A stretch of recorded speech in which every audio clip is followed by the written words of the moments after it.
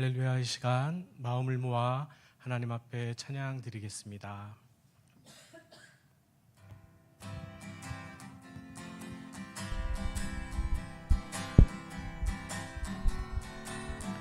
우리 박수치며 함께 찬양하겠습니다.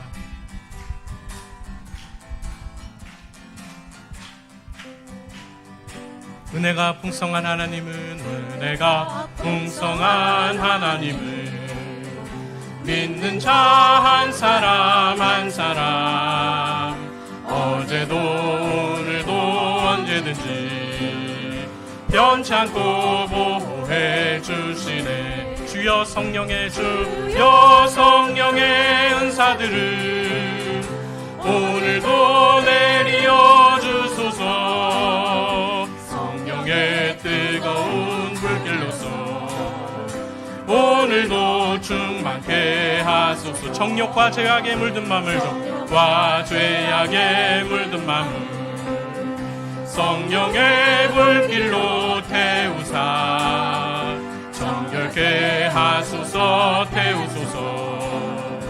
깨끗게 하여 주옵소서. 주여 성령의 은사들을 오늘도 내리어 주소서. 성령의 뜨거운 불길로서 오늘도 충만케 하소서. 이 생의 제물로 돌아가신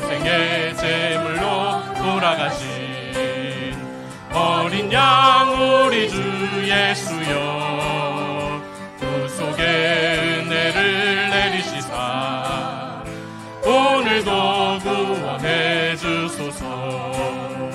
주여 성령의 은사들을 오늘도 내리어 주소서. 성령의 뜨거운 불길로서 오늘도 충만케 하소서. 주님의 기쁘신 은혜만을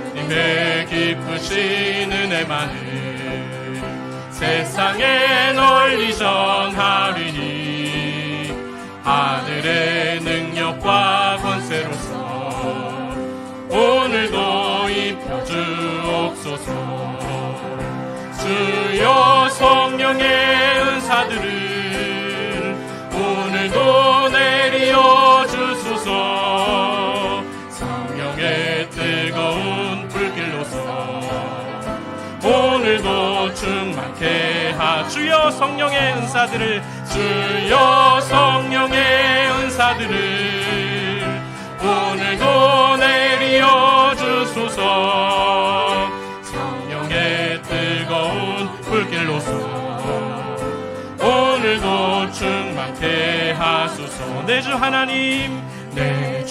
하나님 넓고 큰 은혜는 저 큰 바다보다 깊다. 너고 밧줄을 끌어 깊은 데로 저 한가운데 가보라. 언덕을 떠나서 창파에 배 띄워 내 주의 해소 은혜의 바다로 내 맘 거쳐가. 왜 너 인생은 언제나 거기서 저 큰 바다 물결 보고 금이 모르는 깊은 바다 속을 한번 헤아려 안 보나. 언덕을 떠나서 창파에 배 띄워 내 주의 해소 은혜의 바다로 내 맘 거쳐가. 많은 사람이 얕은 물가에서 저 큰 바다 가려다가 철썩거리는 작은 파도 보고 마음 약하여 못 가네. 언덕을 떠나서 창파에 배 띄워 내 주의 예수 은혜의 바다로 내 맘껏 저가 자곡하거라 이제 곧 가거라 저 큰 마은의 바다 향해 자고 내 노를 저 깊은 데로 가라 망망한 바다로 언덕을 떠나서 창파에 배 띄워 내 주 예수 은혜의 바다로 내 맘껏 저가 언덕을 떠나서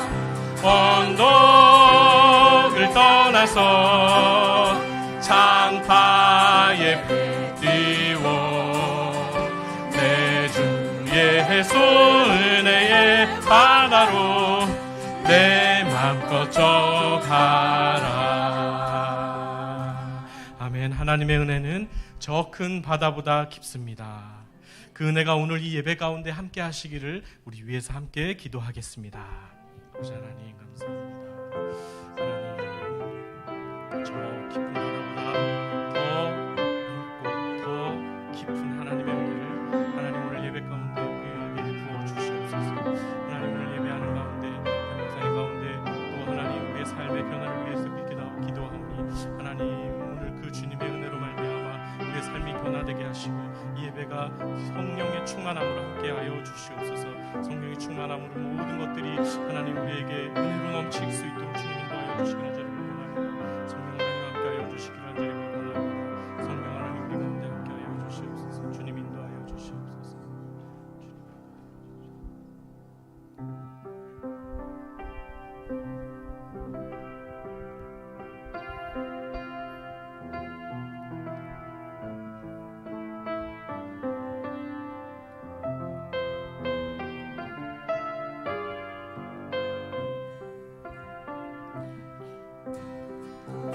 무한 시절 지날 때 깊은 한숨 내쉴 때 그런 풍경 보시며 간식하는 분 있네. 보와 같이 너희를 버려두지 않으리. 내가 너희와 영원히 함께하리라. 다시 한번 허무한 시절 지날 때, 허무한 시절 지날 때, 깊은 한숨 내쉴 때 그런 풍경 보시며 간식하는 분 있네. 보와 같이 너희를 버려두지 않으리. 내가 너희와 영원히 함께하리라. 성령이 오셨네. 성령이 오셨네. 성령이 오셨네. 내 주에 보내신 성령이 오셨네. 우리 인생 가운데 친히 찾아오셔서 그 나라 꿈꾸게 하시네. 억눌린 자 갇힌 자, 억눌린 자 갇힌 자, 자유함이 없는 자, 피난처가 되시는 성령님 계시네. 주의 영이 계신 곳에, 주의 영이 계신 곳에 참 자유가 있다네. 진리의 영이신 성령이 오셨네. 다시 한번 고백하겠습니다. 억눌린 자 갇힌 자, 억눌린 자 갇힌 자, 자유함이 없는 자, 피난처가 되시는 성령님 계시네. 주의 영이 계신 곳에 참 자유가 있다네. 진리의 영이신 성령이 오셨네. 성령이 오셨네. 성령이 오셨네. 내 주에 보내신 성령이 오셨네.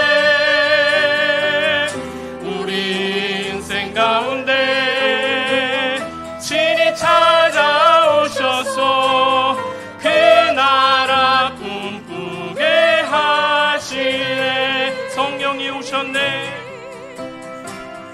성령이 오셨네. 성령이 오셨네. 내 주에 보내신 성령이 오셨네.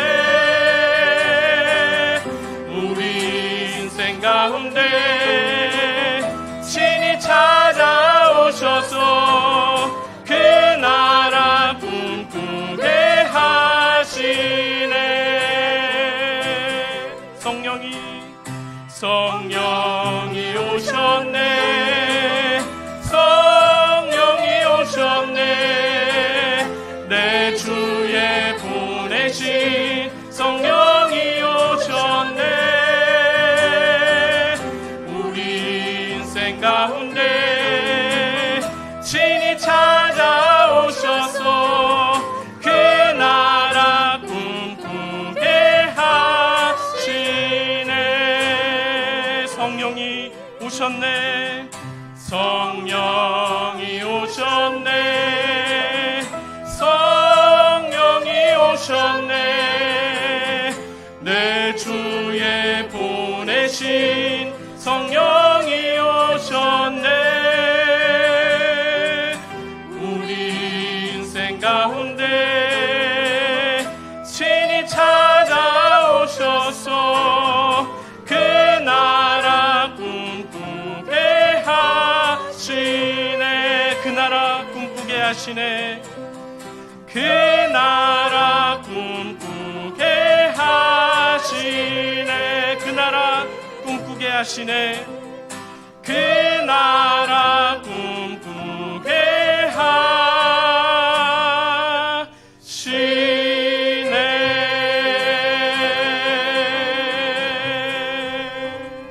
이 시간 예배를 위해 기도하며 나아가겠습니다.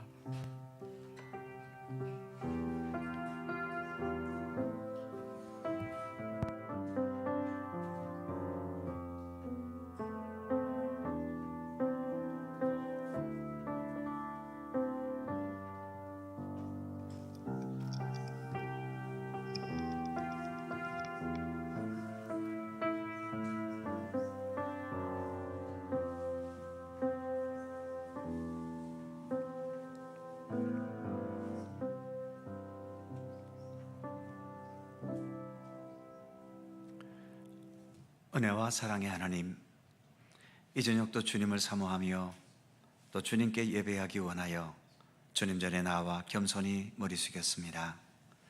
오늘도 주의 사랑하는 백성들을 주님의 사랑과 은총의 품에 안아주시고 저희들 또한 주님과 함께 동행하는 믿음의 기쁨과 또 주님께서 사랑하시고 돌보시는 그 은혜의 손길을 더 기뻐하며 감사하는 이 시간 되도록 함께해 주시옵소서.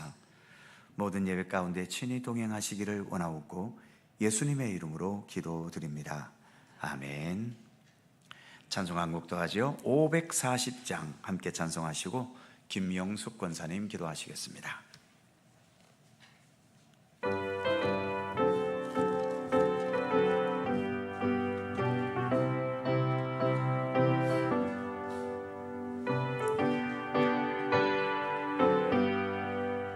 주의 음성을 내가 들으니 사랑한단 말일세. 믿는 마음으로 주께 가오니 나를 영접하소서.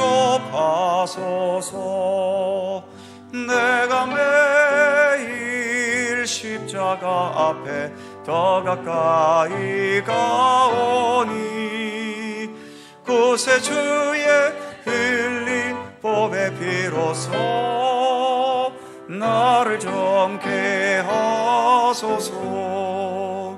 주여 넓으신 은혜 베푸사 나를 받아주시고 나의 꿈은 뜻 주의 뜻같이 되게 하여 주소서. 내가 매일 십자가 앞에 더 가까이 가오니 구세주의 흘린 보배 피로써 나를 정케 하소서. 주의 보좌로 나아갈 때에 어찌하니 기쁠까. 주의 얼굴을 항상 배우니 더욱 친근합니다. 내가 매일 십자가 앞에 더 가까이 가오니 구세주의 흘린 보배 피로써 나를 정케 하소서. 우리 구주의 넓은 사랑을 증량할 자 없으며 주가 주시는 참된 기쁨도 헤아릴 수 없도다. 내가 매일 십자가 앞에 더 가까이 가오니 흘린 보배 피로써 나를 정케 하소서.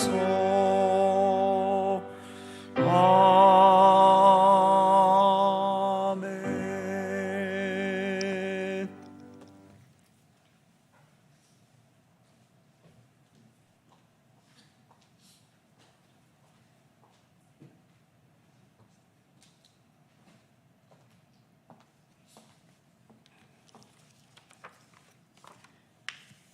기도드립니다. 기도드리겠습니다. 상한 갈대도 꺾지 아니하시며 꺼져가는 등불도 끄지 아니하시는 자비로우신 하나님 아버지, 높고 깊은 은혜로 영광을 돌립니다.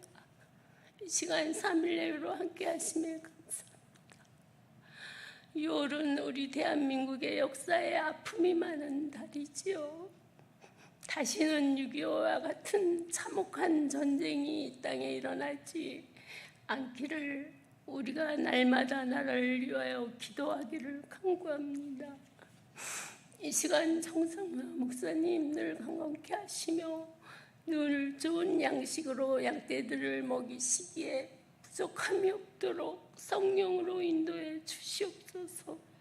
박경식 목사님, 성화자 전도사님에게도 동일한 은혜로 함께하여 주시옵소서.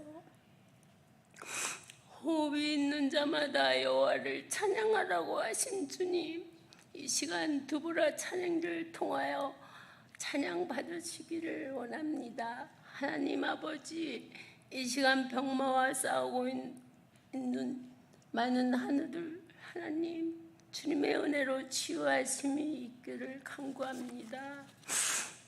갈릴교회 향종 직분자로 세우심을 감사하며 모든 일에 협력하여 선을 이루기를 소망합니다. 하나님 아버지, 교회 재정에 복을 주시며 모든 믿음의 가정에도 물질의 형통함을 허락하여 주시기를 간절히 기도합니다. 죄악 속에서 살아가고 있는 우리 자녀들 악에 물들지 않게 하시며 항상 생활 속에서 하나님의 십계명을 지키며 살아갈 수 있도록 하나님 지혜와 명철을 허락해 주시옵소서.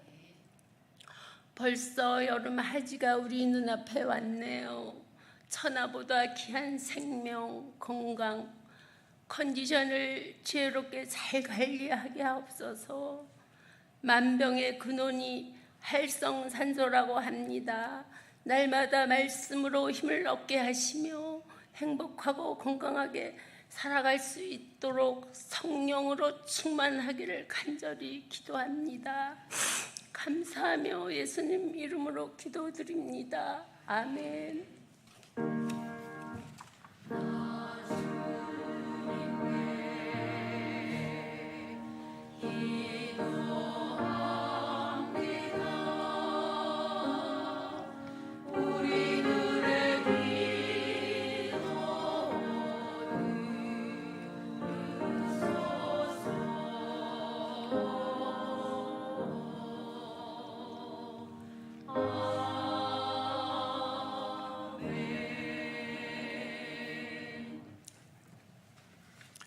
성경 말씀 함께 보죠. 신약성경 사도행전 5장 33절입니다.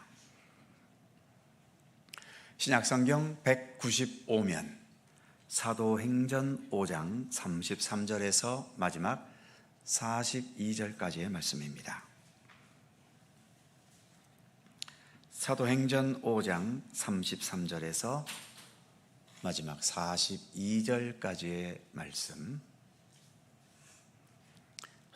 한 절씩 교독하지요. 제가 먼저 33절 읽습니다. 그들이 듣고 크게 노하여 사도들을 없이 하고자 할세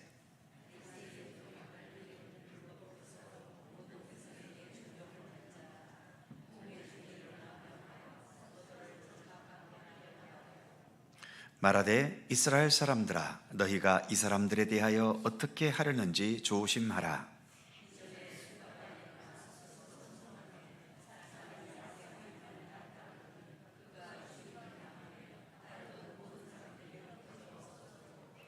그 후 호적할 때에 갈릴리의 유다가 일어나 백성을 꿰어 따르게 하다가 그도 망한즉 따르던 모든 사람이 흩어졌느니라.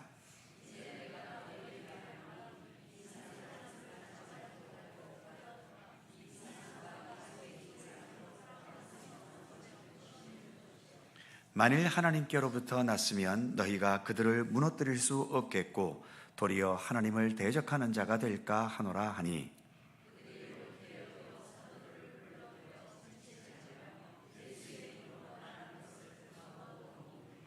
사도들은 그 이름을 위하여 능욕받는 일에 합당한 자로 여기심을 기뻐하면서 공회 앞을 떠나니라.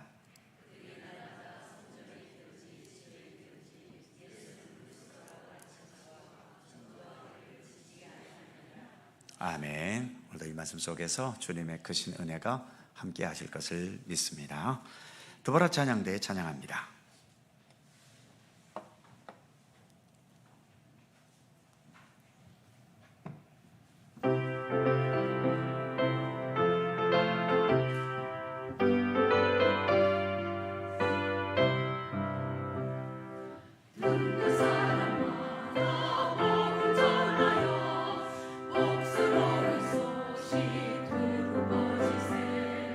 모든 사람에게 전하소서.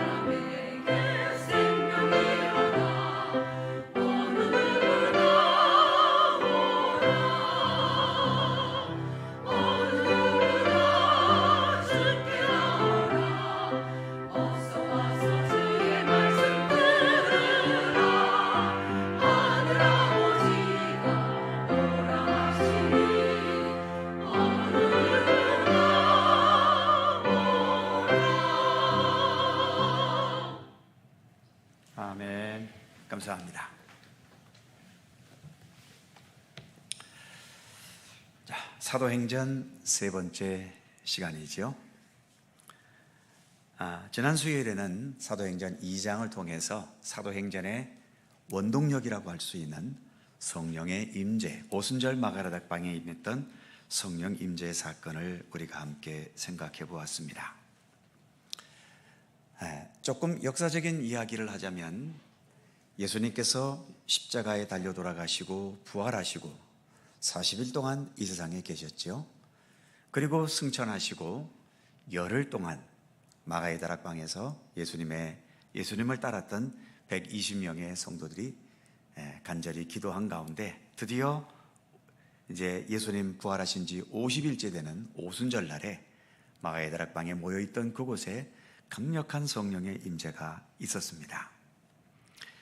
이 성령의 임재를 통해서 이제 우리가 보통 말할 수 있는 교회, 믿음의 사람들의 공동체인 교회의 역사가 시작됐다고 할 수 있지요. 그런데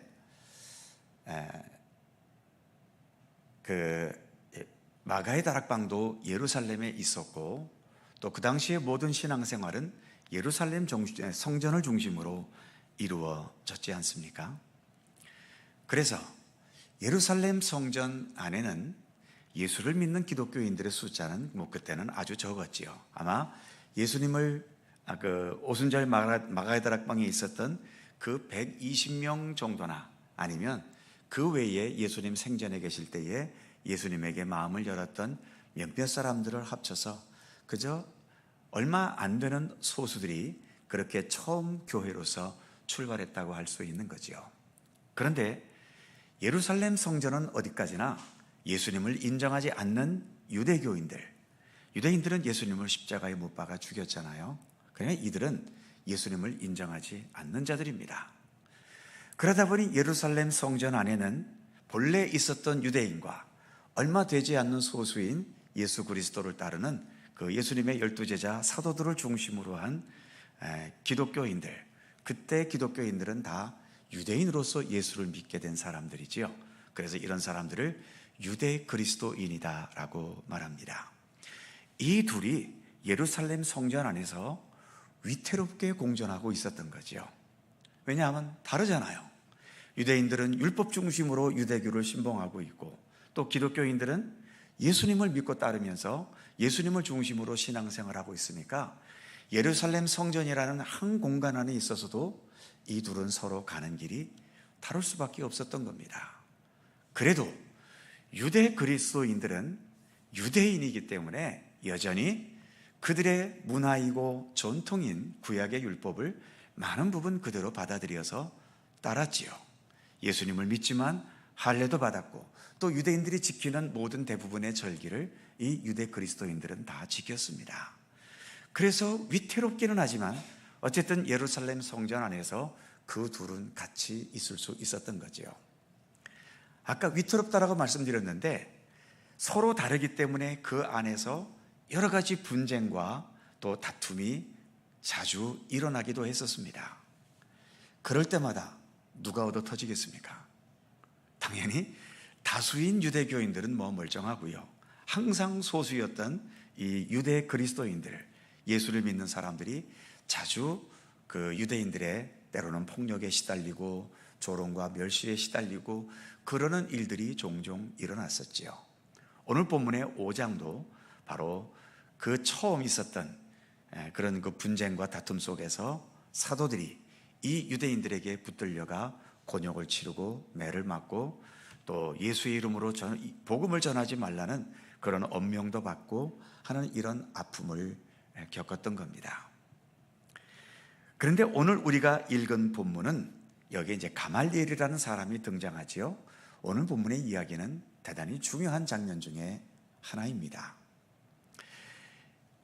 오늘 본문을 잠시 건너뛰어서 좀 뒤에 나아가서 이제 그 예루살렘에 있었던 특히 오순절에 모였던 여러 사람들 중에는 타 지역에 사는 이방 지역에 사는 유대인들 많았었는데 오순절 명절을 맞이해서 전 세계에서 그들이 모여들었잖아요.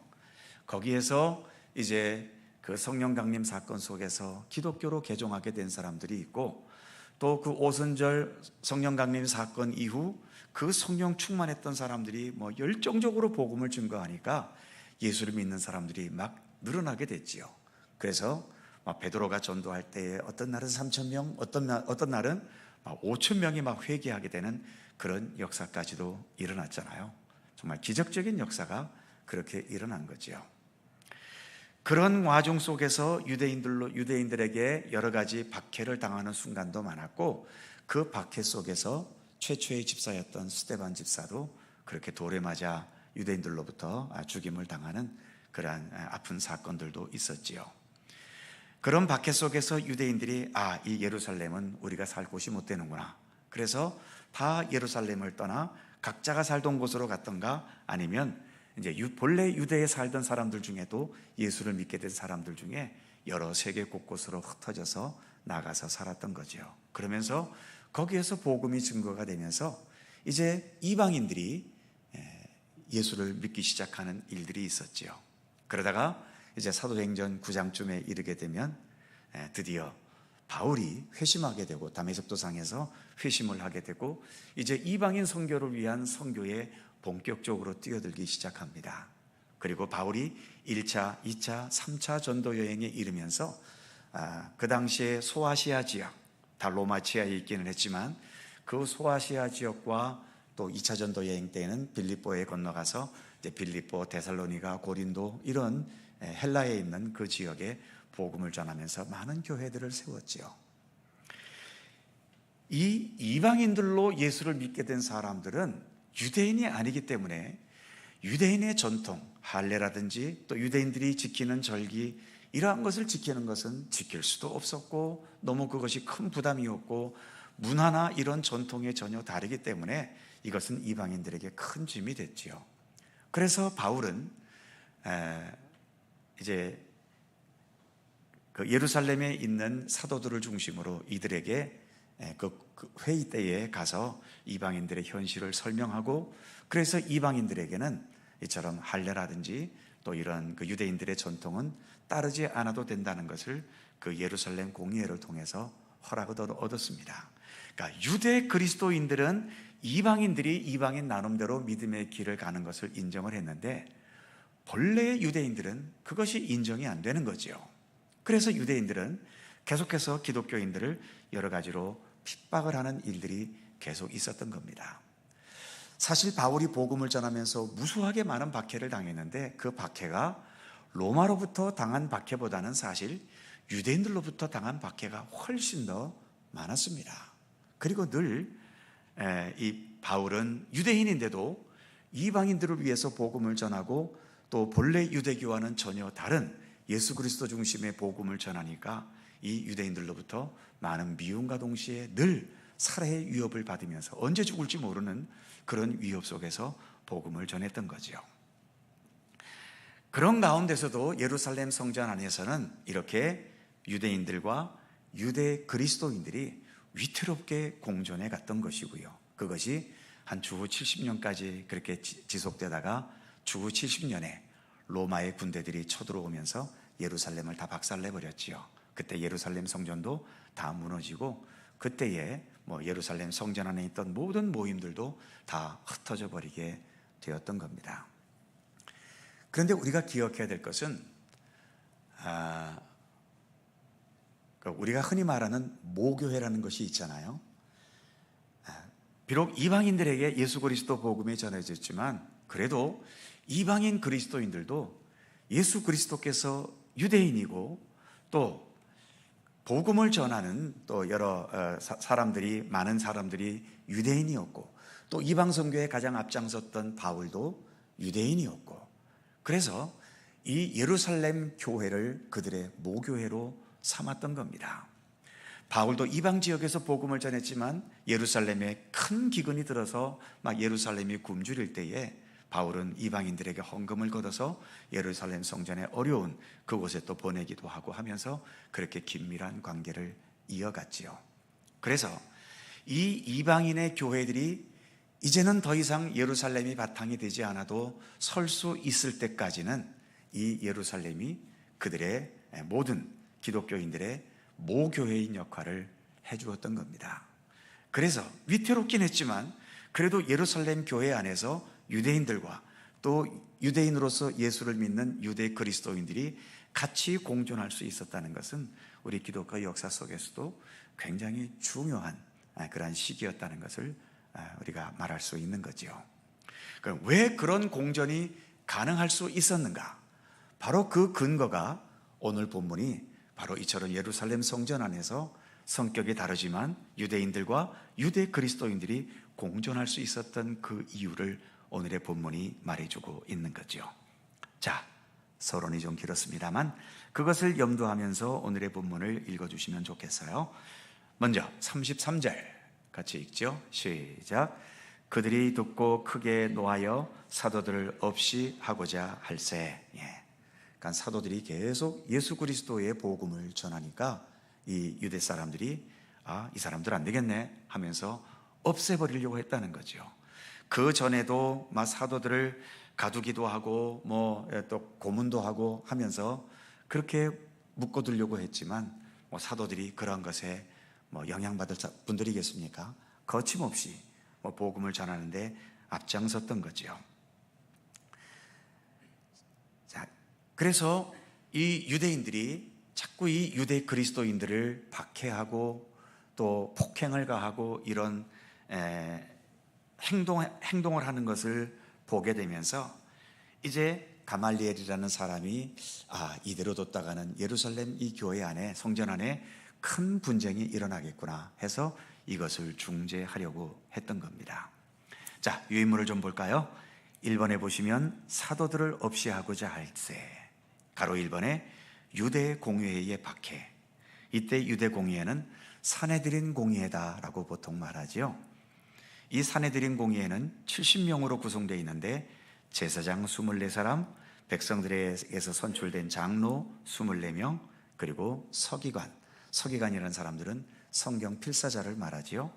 그래서 총 70명이 대제사장을 의장으로 해서 유대인들의 모든 종교적, 사회적 일들을 관할했고 또 재판까지도 여기에서 했었습니다.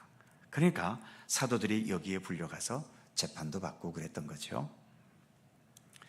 그래서 우리 기독교는 가로 2번에 있는 것처럼 이방인보다도 같은 동족인 유대인들에게서 먼저 박해를 받았던 겁니다.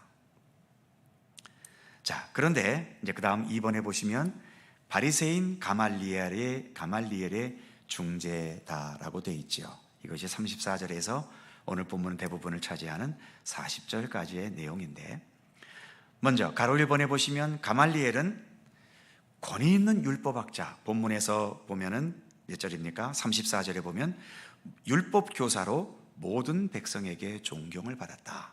가말리엘이 그런 사람이었고요.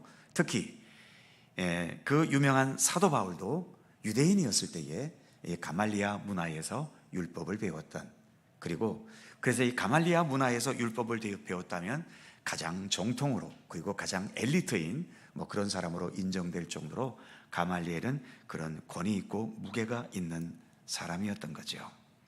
이 가말리엘이 권면합니다. 자, 35절을 볼까요? 35절 띄워주시겠어요? 35절 같이 읽죠. 시작. 말하되 이스라엘 사람들아, 너희가 이 사람들에 대하여 어떻게 하려는지 조심하라. 그렇죠. 이 가말리엘이 유대인들을 향해서, 사내들인 공회에 있는 여러 사람들을 향해서 이 예수를 믿고 따르는, 예수 믿는 유대인들, 이들을 어떻게 대할지 우리가 좀 조심할 필요가 있겠다. 지금 우리가 너무 흥분해서 이 예수 믿는 사람들을 너무 쉽게 때리고 고문하고 또 막 그들이 못하게 막고 막 이러고 있는데, 우리가 조금 생각을 깊이 해서 과연 이들이 이렇게 나쁜 놈들로 취급하고 완전히 말살시켜야 할 것인지, 이것을 우리가 좀 더 고민해 봐야 되지 않겠냐 의견을 제시하는 거죠. 그래서 의견을 제시한 것이 이제 36절에서 37절까지 두다라는 사람과 유다라는 사람이 역사 속에 있었는데, 그 이야기를 말하고 있는 거죠. 자, 유인물을 다시 보겠습니다. 2번에 가로 2번에 보시면 이 사람들에 대하여 조심하라. 이 조심하라고 하는 말을 우리가 좀 눈여겨볼 필요가 있죠. 첫 번째 동그라미 보시면 약자, 아랫사람 또는 나와 노선이 다른 사람은 함부로 대해도 되는 사람이 아닙니다. 이걸 우리가 좀 기억할 필요가 있겠어요. 이 가말리엘은 예수 믿는 사람은 아니지만 그래도 이 세상을 사는 이치는 잘 알고 있는 그런 좋은 율법학자지요. 대체로 우리는 약자들, 아랫사람, 그러니까 나보다 힘이 없고 나의 권위에 미치지 못하는 사람들은 우습게 여깁니다. 지금 유대인 사내들의 공의의 이 사람들도 사도들이 소수이기 때문에 예수를 믿는 사람들이 그 성전 안에서 아주 소수파에 속하기 때문에 아이 뭐 이런 것들이야 뭐 하면서 아주 쉽게 여기고 쉽게 때리고 폭행을 가하고 이 정도는 우리가 말살시킬 수 있지 하면서 말살시켜 버리려 한다는 거죠. 그런데 가말리엘은 그러지 말자, 좀 우리가 조심하자라고 말하고 있는 겁니다. 또 나와 노선이 다른 사람들, 우리나라는 이거 조심해야 됩니다. 지금 우리는 좌파 우파가 너무 극렬하게 대립하잖아요. 교회에서는 정치 얘기를 가능한 안 하려 하기 때문에 그래도 조용하지, 교회에서도 정치 얘기를 하기 시작하면 좌파 우파가 뚜렷하게 갈라져가지고 아마 치열하게 싸울 겁니다. 저는 좌파도 아니고 우파도 아닌데 제가 무슨 어느 파에 속해서 뭐 하겠어요.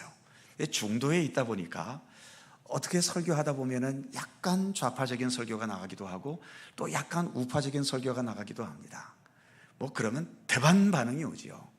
목사님 설교를 어떻게 그렇게 하십니까? 하면서 뭐 이렇게 또 말을 듣기도 하는데, 또 어떤 분들은 솔직히 제가 뭔 설교를 해야 될지 모르겠는데 뭐 약간 무슨 좌파적인 분위기가 있었나 보죠. 우리 목사님은 좌파에서 난 이 교회 못 다닌다 하고 교회를 떠나버린 사람도 있습니다. 야, 이 참 그런 분들에게는 뭘 어떻게 해야 될지 모르겠어요. 자, 아무튼 간에 나와 노선이 다른 사람은 함부로 대해도 되는 사람이 아닙니다. 우파분들은 좌파를 너무 심하게 대하지 마시고요, 좌파에 속하신 분들은 우파를 너무 우습게 보지 마십시오. 그냥 뭐 좌파에 속했다고 우파에 속하신 분들 너무 쉽게 빨갱이라고 너무 쉽게 붙이지 마시고요, 좌파에 계신 분들은 우파에 계신 분들을 꼴통보수라고 너무 그렇게 쉽게 무시하지 마세요. 각자는 각자대로 가진 시각과 내가 살아왔던 경험과 우리에게 주어진 이 남북 분단이라고 하는 이 현실 속에서 보는 시각이 서로 다른 것이지, 내가 좌파에 속했고 우파에 속했다고 해서 저거 죽일 놈이고 저거 살릴 놈이고 그런 식으로 봐서는 안 되는 겁니다. 지금 이 가말리엘도 너무 예수 믿는 사람들을 유대인들이 너무 쉽게 보고 너무 쉽게 폭력을 행하고 저 나쁜 놈들 죽일 놈들 자꾸 이러니까 지금 그러잖아요. 조심하자, 우리 이러지 말자. 그들이 비록 우리와 다르지만 다르다고 해서 저거 척결해야 될 대상들인가? 저거 죽여버려야 될 대상들인가? 그렇지 않다는 거죠. 같이 갈 수 있는 대상이라는 겁니다. 그래서 조심하자라고 말하고 있는 거죠. 그다음 두 번째 동그라미를 보실까요? 나만 전적으로 선하고 옳다는 생각을 버리라는 겁니다. 이 생각을 버리지 못하면 절대로 화합하지 못합니다. 남한과 북한, 우리는 너무나 옳은데 저 북한은 저 맨날 거짓말쟁이고 저 죽일 놈들이죠. 북한에서 볼 땐 또 어떨까요? 저 남한 괴뢰도당들 하면서 또 저들이 볼 때는 자기들이 진실이고 우리가 전부 뭐 날마다 미국의 머리나 숙이고 뭐 하면서 이제 그런 식으로 또 우리를 보잖아요. 뭐 끝이 없는 겁니다. 해결이 안 보이는 거예요. 그래서 우리만 옳고 나만 전적으로 선하고 옳다는 생각, 지금 가말리엘은 그거죠. 조심하자. 정말 우리가 옳은가? 정말 우리가 볼 때 저 예수 믿는 소수들 저거 척결해 버려야 될 대상인가? 너무 우리만 옳다고 생각하지 말자는 거죠. 또 세 번째, 지금 말씀드린 거죠. 지금의 극한 대립의 현실은 상대를 너무 우습고 가볍게 보고 있다는 겁니다. 이런 식으로는 어떤 대화도 되지 않습니다. 대화해봐야 싸움으로 밖에는 안 나가는 거죠. 정말 우리나라가 이 좀 좌우 대립에서 빨리 좀 벗어났으면 좋겠습니다. 그리고 남과 북도 이제 날마다 미사일 쏴대고 뭐 이렇게 늘 전쟁의 위협 속에 시달리는, 참 염려스럽습니다. 지금 중국이 대만을 지금 뭐 어떻게 하든지 삼키려고 시시탐탐 노리고 있잖아요. 이제 저 대만의 그 침공하기, 중국이 침공했다 그러면 이제 뭐 남한과 북한도 거의 같은 전쟁에 휩싸인다고 봐도 거의 틀리지 않죠. 그래서 지금 세계 돌아가는 이 정세를 우리가 참 심각하게 바라보면서 이 정세를 위해서 참 우리가 기도할 필요가 있습니다. 어쨌든 극한 대립을 통해서 얻을 수 있는 것보다는 잃어버릴 게 훨씬 더 많습니다. 그렇기 때문에 너무 극한 대립에 앞장서지 마시고요. 우리 믿음의 사람들은 그래도 어떻게 하든 오늘 가말리엘의 말처럼 좀 조심해보자. 너무 내 감정과 내 어떤 생각과 이 고집만으로 너무 밀고 나가지 말고 한 걸음 물러나서 좀 조심해보자. 좀 이런 시각을 우리가 가지도록 힘써야 될 필요가 있는 거지요. 그러면서 예를 든 것이 36절 37절에서처럼 드다라는 사람과 유다라는 사람이 역사 속에서 그런 어떤 메시아 운동, 이단 종파와 같은 그런 운동이 잠깐 동안 있었던 것 같아요. 그래서 그 밑에 동그라미 첫 번째 보시면 이전에 잠시 있었던 거짓 메시아 운동가, 거짓 선동가들이죠. 이 드다라는 사람과 유다라는 사람이. 그래서 두 번째 동그라미 보시면 그들이 막 활동할 때에는 잠시 추종자들이 있었지만 결국 세월이 지나니까 다 사라지고 소멸되었다는 거죠. 가짜는 오래 못 간다는 겁니다. 그래서 이제 4번으로 넘어가면 가말리엘이 뭐라 그럽니까? 내버려 두어라. 자, 38절 39절이죠. 38절 39절 같이 읽습니다. 시작. 이제 내가 너희에게 말하노니 이 사람들을 상관하지 말고 버려두라. 이 사상과 이 소생이 사람으로부터 났으면 무너질 것이요 만일 하나님께로부터 났으면 너희가 그들을 무너뜨릴 수 없겠고 도리어 하나님을 대적하는 자가 될까 하노라 하니. 자, 가말리엘이 여기서 중요한 말을 합니다. 38절에는 이 사상과 소행이 사람으로부터 났으면, 그러니까 사람으로부터 난 것은 오래가지 못한다는 거지요. 결국은 무너진다는 겁니다.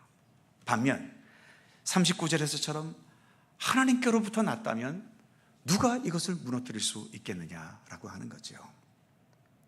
지금 가말리엘의 말은 뭡니까? 너희는 지금 하나님을 생각하지 않고 너희 판단, 너희 생각만을 가지고 저렇게 예수 믿는 사람들을 죽이고 핍박하고 앞장서고 있는데 우리가 우리의 생각이 아니라 하나님의 생각을 한번 좀 해보자는 거죠. 하나님의 시각으로 좀 더 보자는 겁니다. 그렇다면 이 얽매인 것에서 뭔가 좀 풀어갈 수 있는 그러한 여지가 있지 않겠는가, 그런 여지를 말하고 있는 거죠.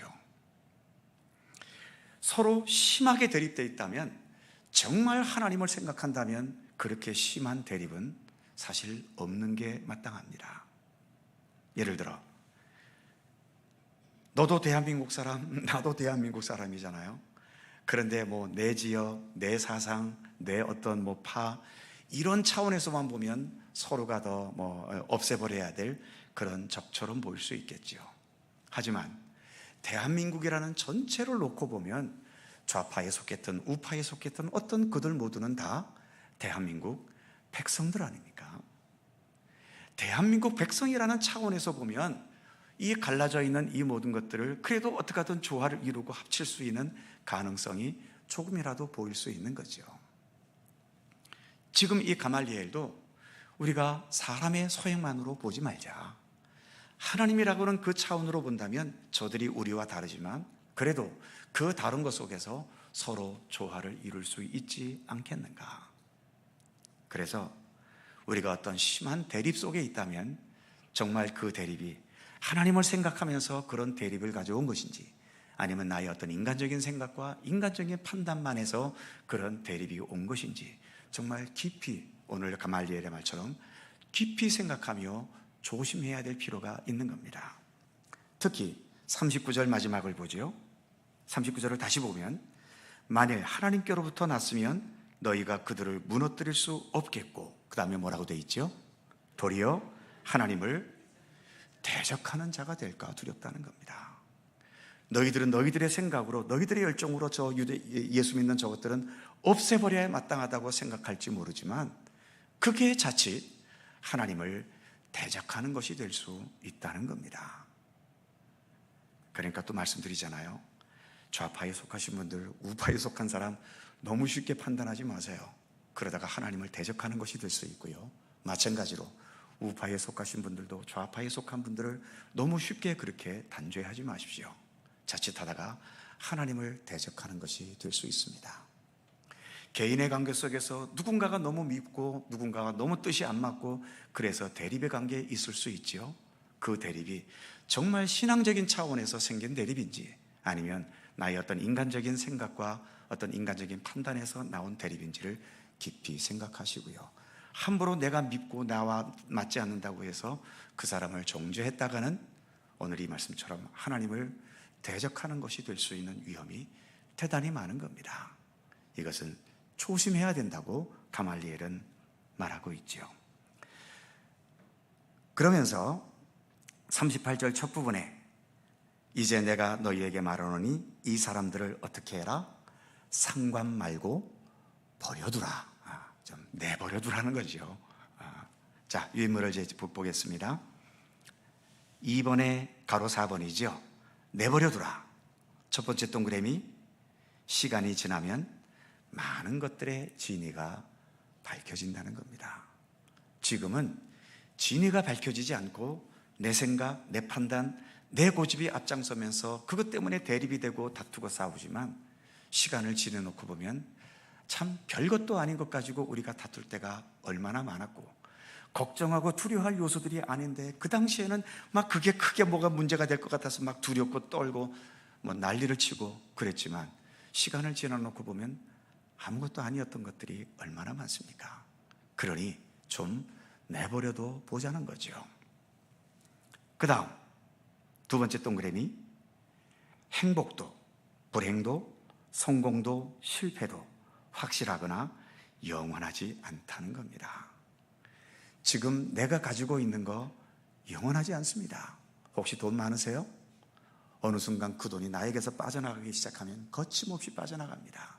어느 순간에 내가 쫄딱 거지가 될지도 몰라요. 지금 너무 거지가 되어 있습니까? 혹시 또 누가 합니까? 어쩌다가 또 대박이 터지는 일들이 우리에게 있을지요. 지금은 모릅니다. 그래서 지금 우리가 누리는 행복도 지금 우리가 당하는 불행도 이거 지금 것을 가지고서 나는 영원히 행복하고 영원히 불행할 것 같다는 이런 생각은 하지 말아야 됩니다. 또 성공도 실패도 마찬가지죠. 확실하거나 영원한 게 아닙니다. 언제 확실해질까요? 그 밑에 화살표에 보시면 주님 오시는 그날에 모든 게 확실하게 될 것입니다. 그날까지는 모든 게 불확실합니다.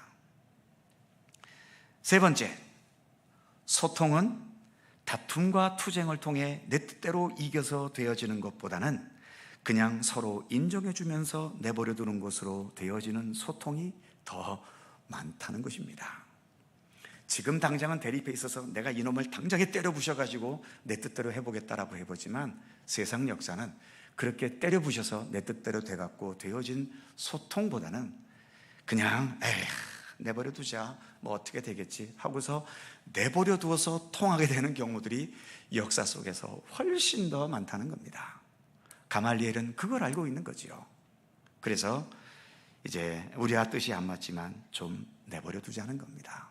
그리고 이 내버려 두는 것을 누가 또 제일 잘하시냐 하면 하나님께서 또 굉장히 잘하십니다. 맨 마지막 줄이죠. 화살표. 하나님은 많은 경우 우리를 내버려 두시고 가장 중요하고 적절할 때에 개입하신다. 하나님은 많은 경우 우리 내버려 두십니다. 여러분 지금까지 죄 많이 지셨지요? 죄 지실 때마다 하나님께서 오셔서 이 나쁜 놈아 왜 죄졌어 하면서 제 뒤통수를 치시던가요?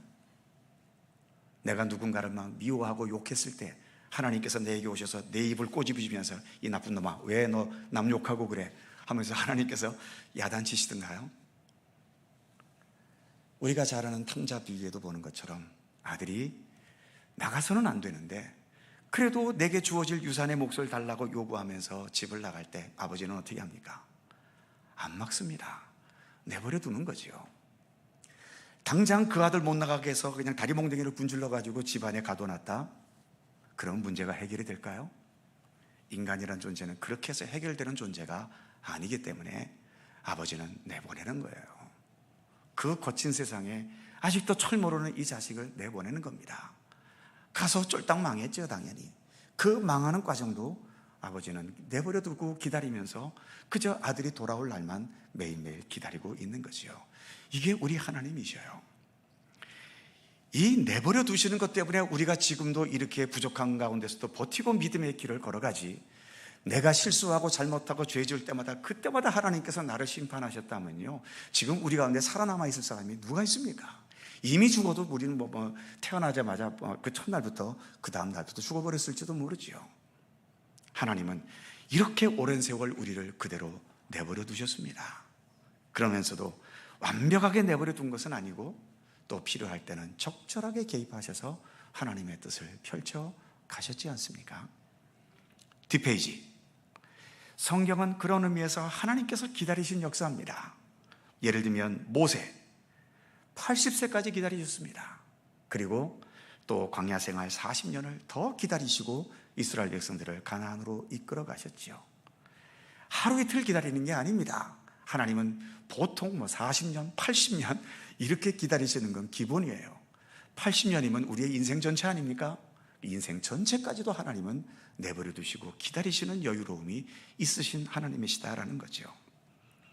두 번째 보시면 아브라함 몇 세 때 부르셨어요? 75세 때 부르셨습니다. 제 나이가 이제 64살인데 아직도 하나님의 부르심을 제대로 받으려면 아브라함으로 비교한다면 아직도 10년이 더 남았어요. 지금까지 살아온 세월도 지긋지긋하게 긴 세월인데 10년을 더 기다려야 하나님의 부르심을 받는다고요. 하나님은 이렇게 내버려 두시는 분이십니다. 내버려 두셔도 충분히 하나님은 하나님의 뜻을 지금까지 하나도 실수함이 없이 다 이루어 오셨잖아요. 75세 때 부르셨는데 아들은 언제 주셨어요? 100세 때 해주셨잖아요. 25년을 또 기다리신 거예요. 이런 여유로움 속에서 하나님은 하나님의 역사를 이루어 오신 겁니다. 조급함을 버리고 우리도 그저 내 생에 다 하기까지 그냥 기다린다는 심정으로 우리 주님을 기다리며 내가 가야 할 믿음의 길을 성실하게 걸어가는 것, 이것이 우리에게는 정말 중요한 신앙의 자세임을 말해주고 있는 거죠. 자, 그래서 이 가말리알의 이 중재로 인해서 위태롭지만 예루살렘 성전이 주 70년의 로마의 침공으로 인해서 무너지기까지 그 예루살렘 성전 안에서 위태롭게 이 두 세력은 공존할 수 있었고요.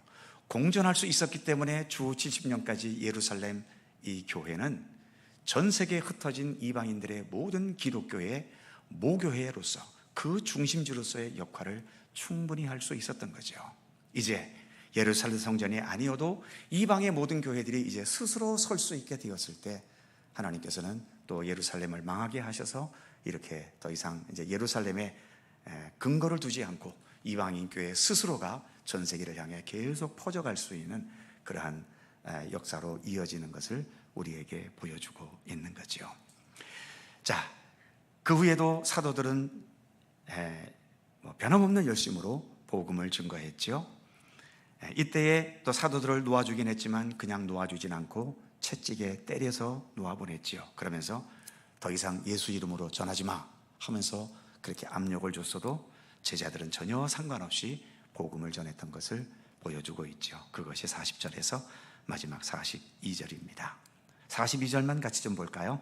42절 시작. 그들이 날마다 성전에 있든지 집에 있든지 예수는 그리스도라고 가르치기와 전도하기를 그치지 아니하니라. 그렇죠? 네, 바로 이런 열정으로 복음을 전한 역사가 있었기 때문에 그 역사의 흐름이 오늘날 우리에게까지 이어져 왔다는 것을 우리가 잊어서는 안 될 것입니다. 자, 여기까지 오늘 진행하도록 하겠습니다. 오늘의 말씀을 생각하며 함께 잠시 기도드리지요. 오늘 가말리엘이 버려두다 내버려두라, 하나님께서 섭리하실 것을 기다리자라고 말하고 있습니다.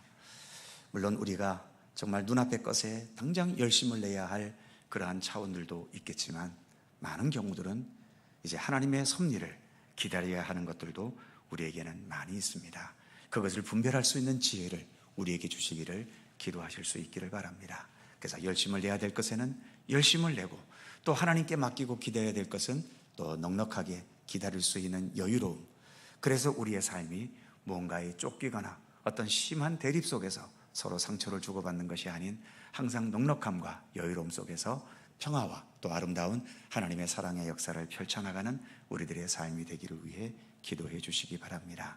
아울러 사도들, 이렇게 위험을 겪으면서도 여전히 복음 전파하는 일을 쉬지 않는 열심을 보여주고 있지요.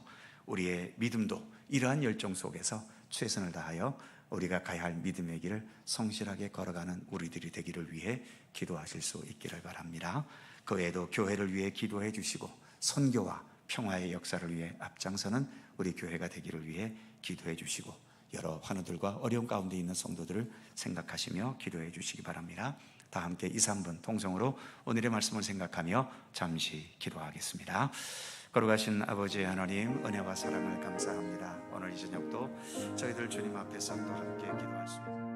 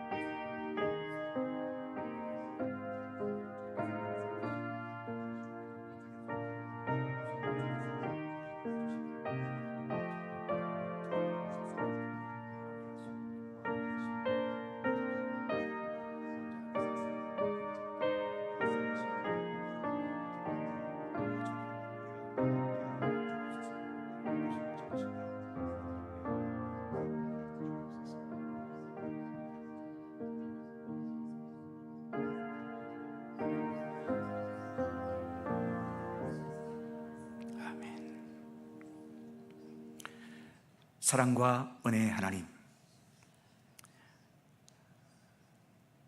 내 생각과 판단과 때로는 감정에 앞서다가 이처럼 우리가 조심성을 잃어버리고 하나님을 대적하는 자들이 되지 않도록 우리를 붙들어 주시옵소서.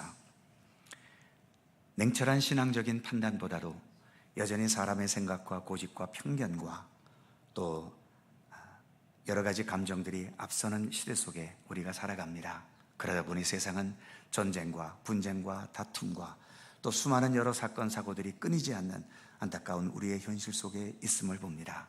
우리에게 좀 더 하나님의 섭리와 주님의 뜻이 이루어지는 것을 기다릴 수 있는 그런 넉넉한 마음을 주시고, 그 기다림 속에서 좀 더 평화와 서로 용납하고 포용하는 것과, 그리고 주님 기뻐하시는 아름다운 사랑과 은혜의 역사를 펼쳐 나갈 수 있는 우리들의 삶이 되도록 함께해 주시옵소서. 사도들의 복음의 열정을 또한 우리가 오늘 본문 속에서 봅니다. 어떠한 어려움 속에서도 결코 굴하지 않고 나아가는 사도들의 그 믿음의 열정을 저희들도 본받을 수 있게 하시고, 이런저런 이유로 움츠러드는 우리의 믿음이 아닌 어떠한 상황에서도 변함없이 주님을 향한 믿음의 열정으로 주님과 모든 삶을 온전히 동행하는 참된 믿음의 길을 걷도록 오늘도 우리 가운데 함께하여 주시옵소서. 감사드리며 우리 구주 예수 그리스도의 이름으로 기도드립니다. 아멘. 자, 서로 살펴보시면서 사랑의 인사 함께 나누시기 바랍니다. 평안하시고 건강하시고 좋은 일 많으시기 바라고요. 자, 자세한 교회 소식은 주보를 참조해 주시기 바랍니다. 부고 소식이 있습니다. 이영순 집사님, 어머님 되시는 분이 오늘 하나님의 부르심을 받으셨다는 부고 소식이 있습니다. 내일 오전 8시에 조문을 다녀오려고 합니다. 전라북도 임실입니다. 꽤 먼 곳이죠. 혹시 조문에 함께 하실 분들은 내일 오전 8시에 교회에서 출발하니까 함께 동행해 주시면 좋겠습니다. 어려움 당한 가정을 위해서 기도해 주시기 바랍니다. 218장 1절과 3절을 찬송하고 주님 가르치신 기도하겠습니다.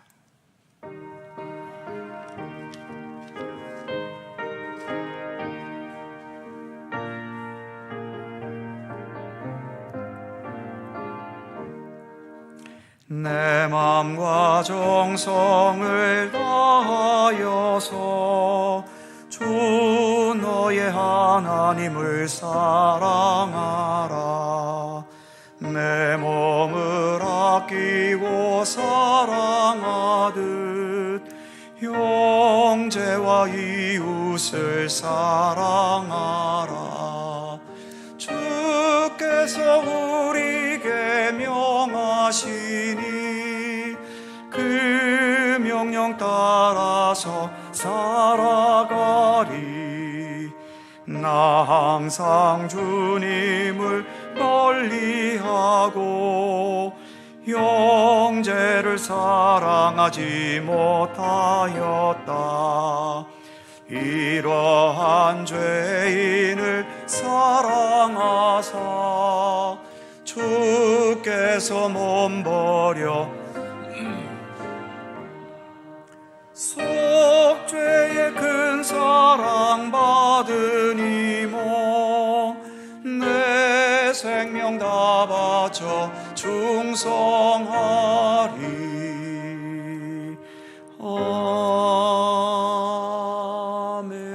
아멘.